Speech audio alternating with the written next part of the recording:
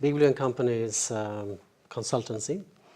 We do mainly two things. One is brand strategy and positioning, and the other thing is shopper marketing and retail. So our main clients are brands and retail chains. Let's say 75% are retail chains, and we do quite comprehensive projects trying to optimize a shop and how to increase the shopping basket for each individual shopper. Yeah, we are very much fact-based. We are both, and everybody in the company are quite creative, but it's difficult to be creative without having good insight. So every single project we do lots of research.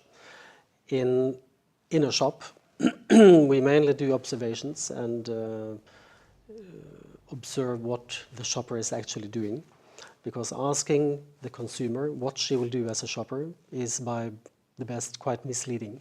Sounds a bit strange, but it is. On the contrary, to ask the consumer about their how they perceive a brand, a category, advertising, anything, we always do qualitative research and mainly focus groups when we do any kind of project for developing advertising. So we usually do focus groups before we do a regression analysis on drivers and barriers in the category. And we always do some kind of focus groups when we test advertising and brand propositions. Well, I've done focus groups in more than 30 countries on all 6 continents. And I've seen good ones, and I have definitely seen bad ones. It's very important to have a good planning process before the focus groups. So the client and the moderator and the company behind need to talk thoroughly together about the brief to the moderator, the objective of the focus groups, expectations of the focus groups, which kind of people to invite to the focus groups and all that. And in my experience, some moderators and companies running focus groups, they're not very structured. So FocusPad is a very good tool to structure that work from the very beginning. During a focus group, sometimes the facilities are not very good. You sit behind, hardly a mirror. Sometimes there is a wall. Sometimes the facilities are extremely bad. Sometimes they're fantastic, like in New York City and in Hamburg, where you have a design chair with massage in your back during the focus groups, and sushi and wine and whatever you want. But those things are nice, but what is most important is the collaboration with the moderator. And I've been moderating more than 500 focus groups myself.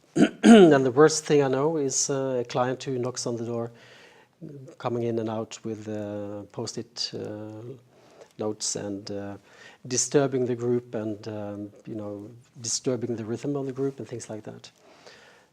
And for myself, it has been very useful to have a tool like FocusPad to communicate with the moderator. Sometimes the moderator cannot be 100% briefed on the subject, the brand or the company or the consumer. And sometimes there are facts coming up during a focus group that the moderator has no possibility of understanding what it is. And using the FocusPad, you can just slip a note without disturbing. You can tell the moderator to follow a path because there is something we didn't discuss beforehand. And it makes, actually, it is like sitting in the focus group room yourself, being unnoticed, without disturbing, but you can observe everything and talk with the moderator. So it's a very, very useful tool.